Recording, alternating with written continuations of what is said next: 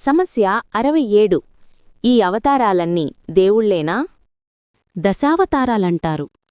చేప, తాబేలు, వంది, సింహం మరుగుజ్జు, ఇతర మానవమాతృలుగా ఉండే రాముడు, కృష్ణుడు మొగలు వారిలోనా భగవంతుడవతరించాడు? అందరూ దేవుళ్లేనంటారా? వాహం ప్రకాశః సర్వవ్యా యోగమాయా సమావృతః మూఢవోయం నాభిజానాతి లోకో మానజమవ్యయం.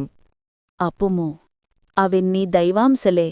సంకుచితమైన మన దృష్టిలో తక్కువ ఎక్కువ భావాలుంటాయిగాని దేవుడికి జీవులందరూ సమానులే.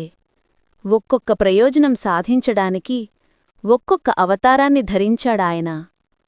మనం మాయలో మునిగి ఉన్నాం కాబట్టి అజ్ఞానం వల్ల ఆయన అవతారతత్వాన్ని తెలుసుకోలేం. మూర్ఖులైన జీవులు ఆయన నిత్యుడని, మనవలె కర్మబంధంలో పుట్టేవాడు కాడని, నశించేవాడు కాడని తెలుసుకోలేరు. జ్ఞానులకు మాత్రమే ఆయన స్వరూపం అర్థమవుతుంది. Friends, please subscribe, like, share and comment మన ఛానల్.